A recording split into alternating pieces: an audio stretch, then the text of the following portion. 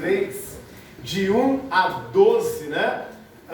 Não teria outro texto para nós terminarmos então esta série, né? Se não fosse de fato esse, né? Nós passeamos aí em alguns autores e agora nós estaremos terminando com esse texto que é muito conhecido, da carta do apóstolo Tiago, capítulo 3, de 1 a 12.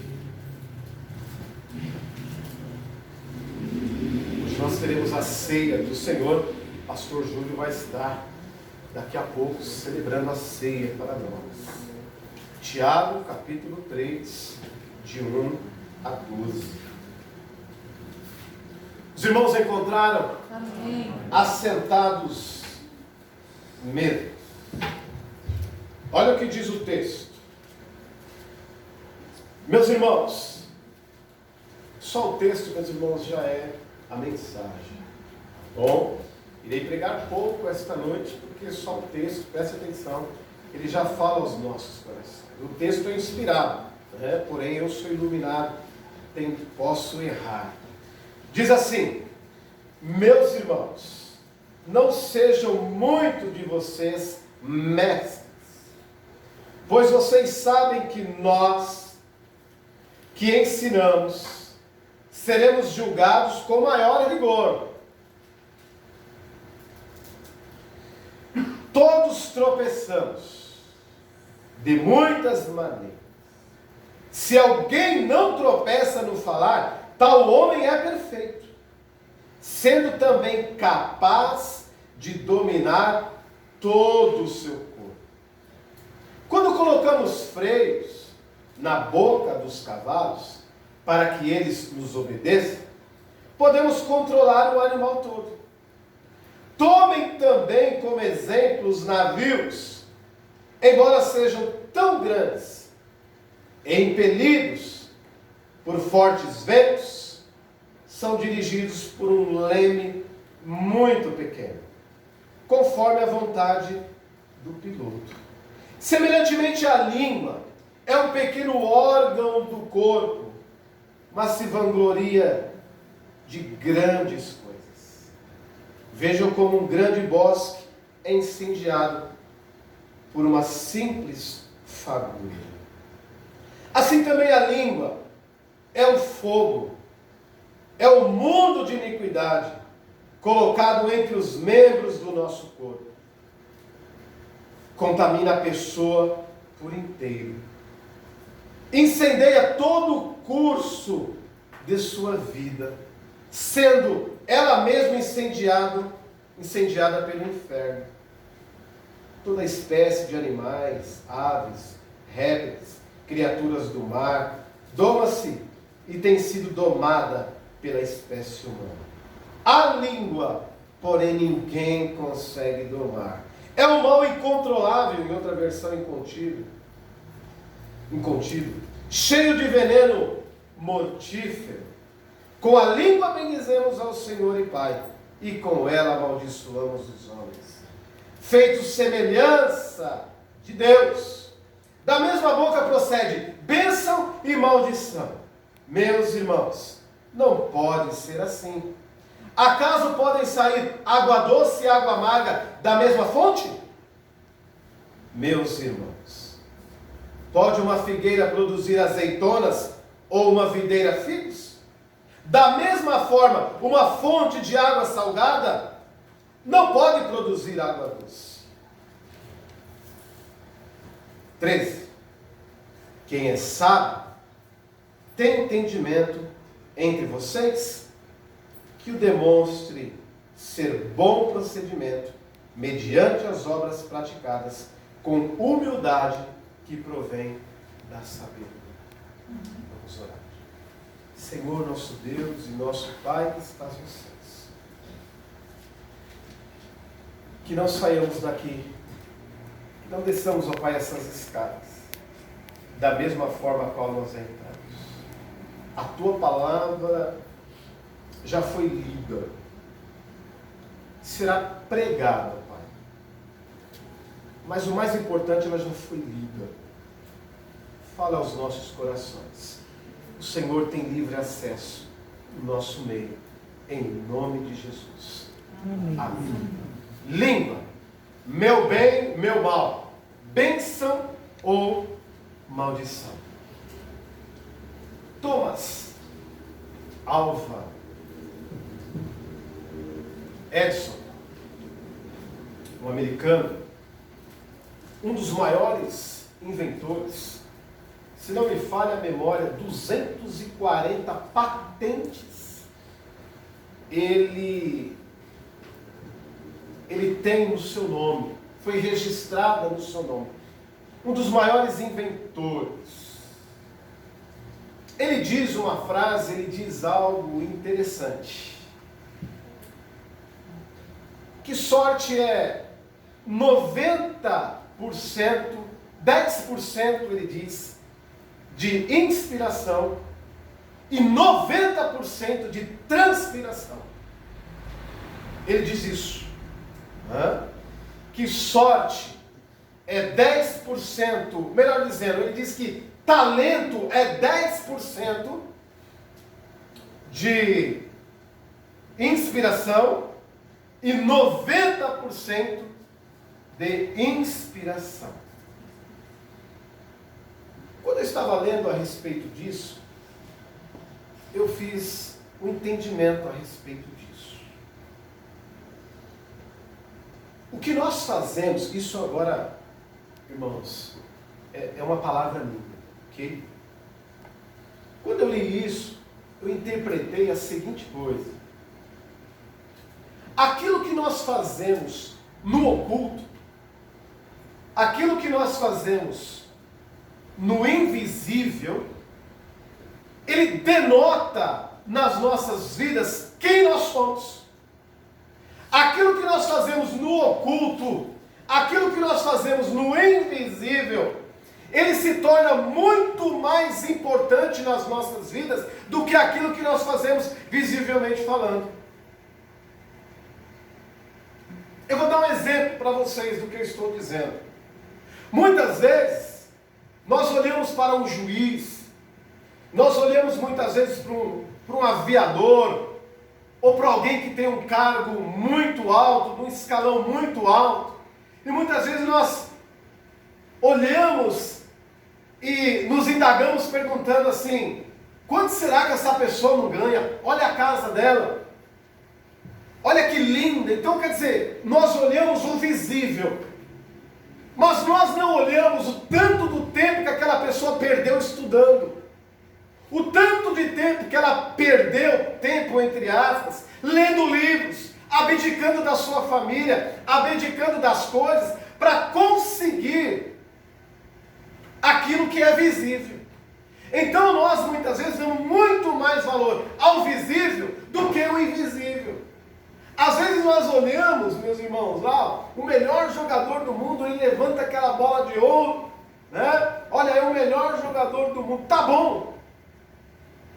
Mas só Deus e Ele sabe o tanto que ele se dedicou para ser o melhor do mundo.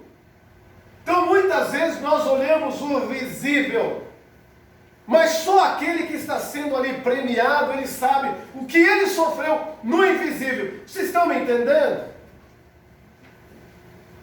Então muitas vezes nós olhamos as bênçãos, muitas vezes até invejamos as bênçãos nas vidas das pessoas, mas esquecemos o que ela fez no invisível. E muitas vezes, meus irmãos, o invisível, ele denota quem nós somos. O que você faz quando você está sozinho? O que você diz quando você está com o seu cônjuge? Quando você está com uma pessoa que você diz que é seu amigo? O que você fala com ela? O que você conversa com ela? O que você pensa muitas vezes a respeito? Nem fala, mas pensa como você tivesse falado. O que você faz, jovem, quando você está sozinho com o seu celular, no seu quarto, onde ninguém está vendo? Você adulto também, o que você faz? Então, meus irmãos, nosso Deus é o Deus do invisível, o Deus do visível. E nós, muitas vezes, com as nossas palavras, nós denotamos quem nós somos no invisível. Você já parou para pensar nisso? Então, meus irmãos, como crentes no Senhor Jesus, o que nós somos no invisível, o que nós somos no oculto, devemos ser também visivelmente falando. Essa carta do apóstolo Tiago, alguns estudiosos da época analisaram, ela nem deveria ter entrado no cânon. Essa carta é a carta da dispersão. Essa carta também é a carta considerada a carta dos helenistas. Quando ele escreve essa carta, para quem que ele escreve essa carta? Ele escreve para aqueles judeus que não viviam mais em Israel, que não viviam mais na sua pátria. Ele escreve também essa carta para as igrejas da Ásia, para as 7 igrejas da Ásia, e essa carta chegou até nós, né? Mas nós vemos algumas coisas tão interessantes nesta carta. Primeiro, que os estudiosos não quiseram reconhecer essa carta. Por que eles não quiseram reconhecer essa carta? Bom, essa carta ela fala sobre a conduta do cristão, como ele deve se portar. Em segundo lugar, eles têm grande dificuldade de entender quem foi que escreveu essa carta. Se foi Tiago, filho de Zebedeu, se foi o meio-irmão de Jesus. Então não havia só 1 ou 2 Tiagos, haviam muitos Tiagos, e ali eles ficam se perguntando quem foi que escreveu. Mas é óbvio que se essa carta está na Bíblia, porque Deus autorizou, é totalmente inspirada. No versículo 2 nós vemos então Tiago dizendo assim: olha, nós tropeçamos em muitas coisas. Em muitas coisas nós erramos, é o que ele diz no versículo 2. Podemos errar em muitas coisas, erramos em muitas coisas, mas olha, aquele que consegue dominar a sua língua, grande varão é este. Ah, meus irmãos, como é difícil a gente domar as nossas línguas. No versículo 2, todos tropeçamos de muitas maneiras. Se alguém não tropeça no falar, é homem perfeito, diz a palavra do Senhor. Meus irmãos, eu sei que a partir do momento que nós não temos Jesus, podemos afirmar que nós não conseguimos dominar a nossa língua. Mas a partir do momento que nós entregamos as nossas vidas a Jesus, a partir do momento que o Espírito Santo ele começa a habitar nas nossas vidas, nós podemos sim, e temos autoridade sim, para domarmos aquilo que nós dizemos, aquilo que falamos. Porque nós temos o Espírito Santo de Deus. Muitas vezes nós não conseguimos dominar, mas nós temos que dominar. Esta carta, esta mensagem, não é só para você, mas para mim também. Como precisamos dominar a nossa língua. Agora à tarde, não tem como eu não falar nisso. Ih, pastor já conseguiu dominar a língua. Nós temos lá os nossos vizinhos. 5 anos de casados, meus irmãos. 5 anos.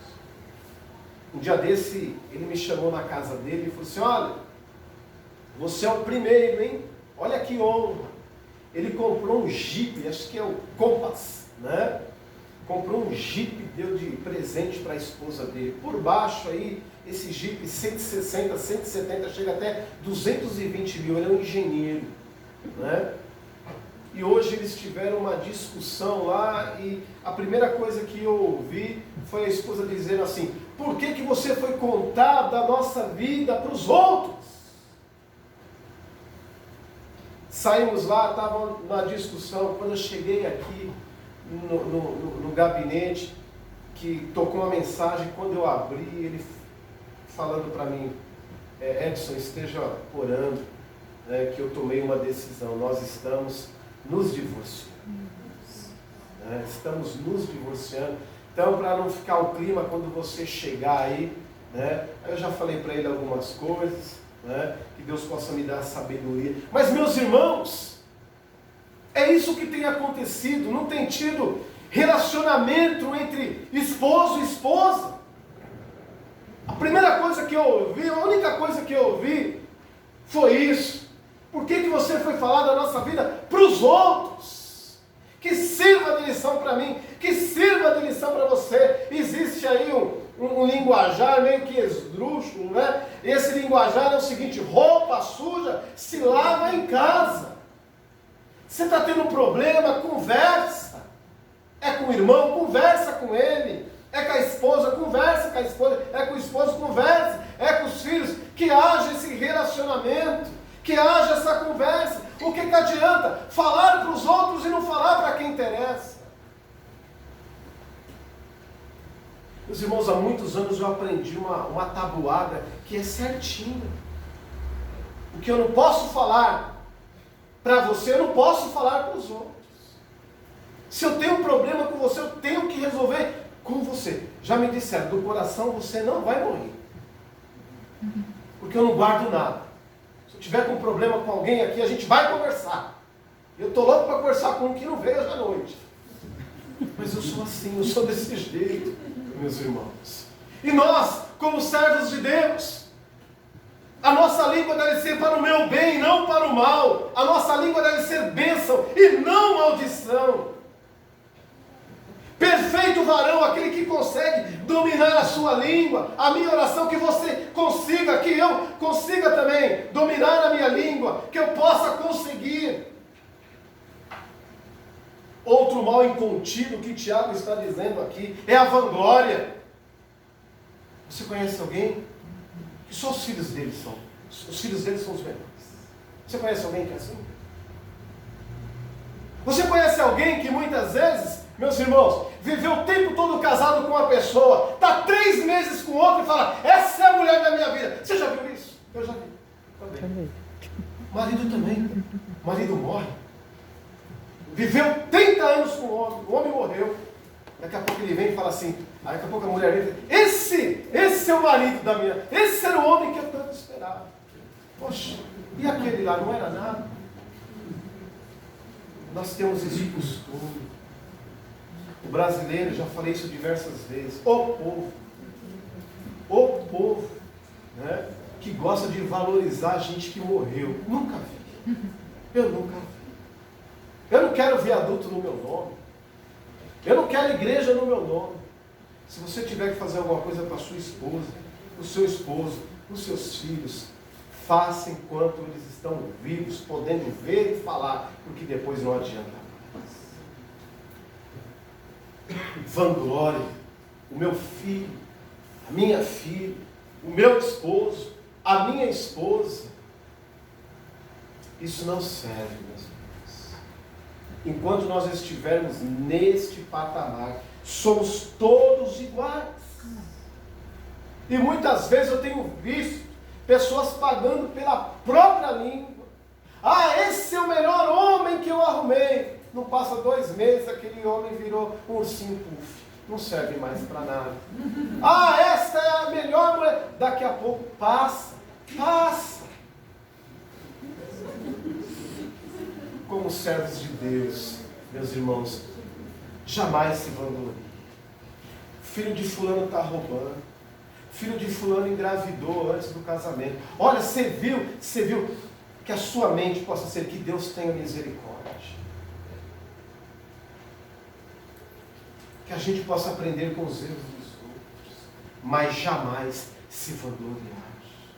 Eu tenho um amigo que sempre ele precisa lembrar, qualquer discussão que tem com ele, eu sou um advogado. Eu sou um advogado. O dia que eu precisar lembrar minha mulher que eu sou o marido, que eu mando lá em casa, porque eu já não estou mandando nada. O dia, meu irmão, que você colocar o dedo no nariz da sua esposa e falar assim: eu sou o seu marido, é eu que mando aqui, você já não está mandando mais. A nossa autoridade não vem daquilo que a gente fala, mas daquilo que a gente é. Nossa autoridade vem daí, nada de se vangloriar. Às vezes eu vejo colegas, porque na minha igreja aconteceu isso, aconteceu. Você viu o que aconteceu na igreja de fulano, você viu o que aconteceu, você viu o que aconteceu. E não passa muito tempo, acontece a mesma coisa, porque igrejas são feitas de pessoas, nós somos pessoas. Não devemos nos vangloriar em nada. Se Deus tem te abençoado, que Deus continue te abençoando. Qual o mérito que você tem para isso? Não sei. Mas como servos de Deus, devemos a cada dia, meus irmãos, confiarmos na sua palavra. Presta atenção. Quem vai para o inferno, ele vai pelo mérito dele. Ele merece. Quem vai para o céu, não tem mérito nenhum também. Eu tenho mérito porque eu vou para o céu. Você não tem mérito nenhum, porque vai para o céu. E é isso. É graça.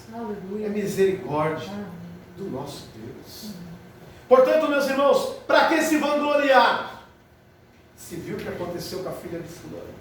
Você viu o que aconteceu com a filha de fulano. Você viu o que aconteceu, você viu o que aconteceu. Não, meus irmãos. Tiago nos ensina totalmente ao contrário. Nós não podemos servir a dois senhores. Não podemos beber de uma fonte água doce e água salgada. Não tem como. O texto diz, meus irmãos, que de uma videira, não pode, de uma videira sair figos, não tem como. Nós vemos o que a palavra de Deus nos ensina. Nós vemos, meus irmãos, que a cada dia devemos e temos essa responsabilidade sobre as nossas palavras, aquilo que nós falamos. Nós iremos responder, se não for diante dos homens, será diante do Senhor. Mentira tem perna curta, não adianta falar uma coisinha aqui, lá na frente falar outra. Lembre-se do preâmbulo da mensagem, aquilo que nós fazemos no oculto, não demora muito para ser visível pelas pessoas. O oculto, ele denota quem nós somos. O oculto. Mais cedo ou mais tarde, aquilo que foi feito no oculto será bênção nas nossas vidas, ou aquilo que nós fizemos no oculto será maldição para as nossas vidas.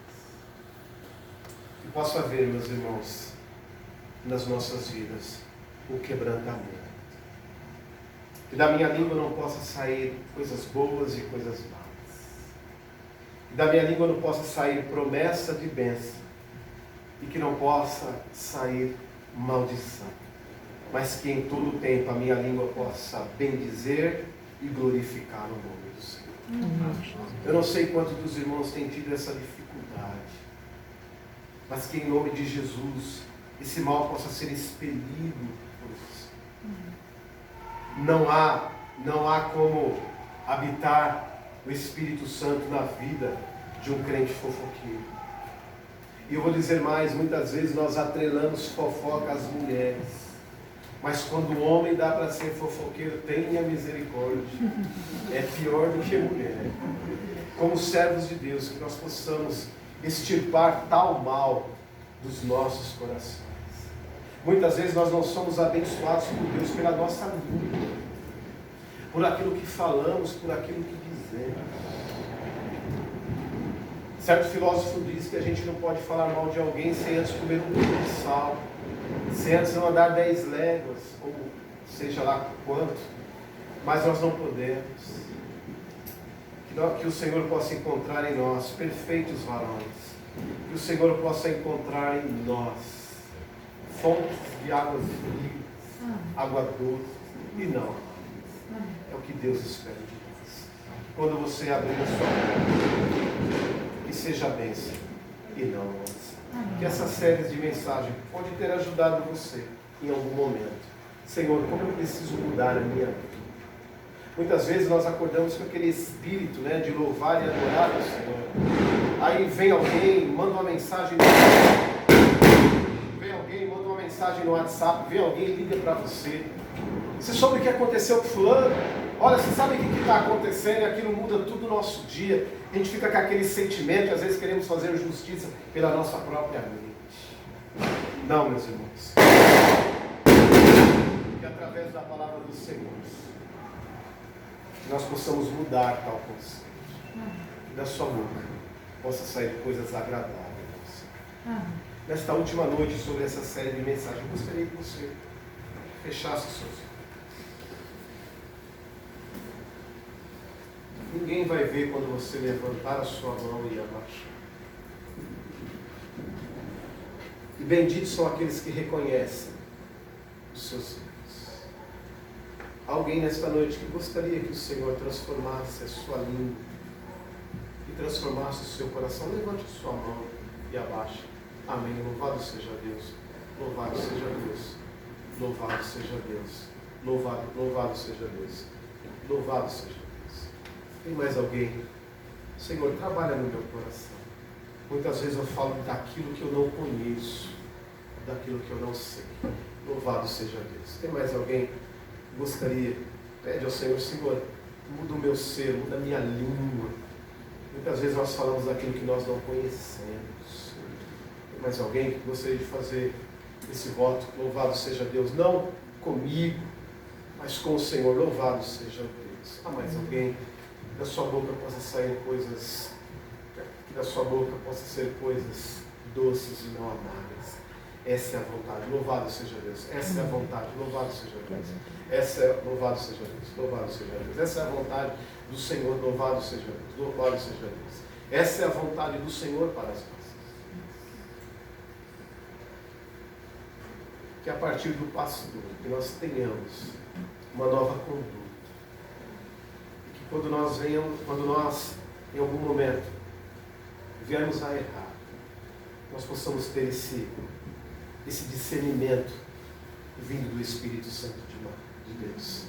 Não se vanglorie do que você tem, nem daquilo que Deus tem te dado, mas que você possa ser um servo autêntico e misericordioso, porque esta é a vontade do Senhor. Pai nosso, nós te agradecemos, Senhor, pela tua palavra, que somente lida já foi pregada.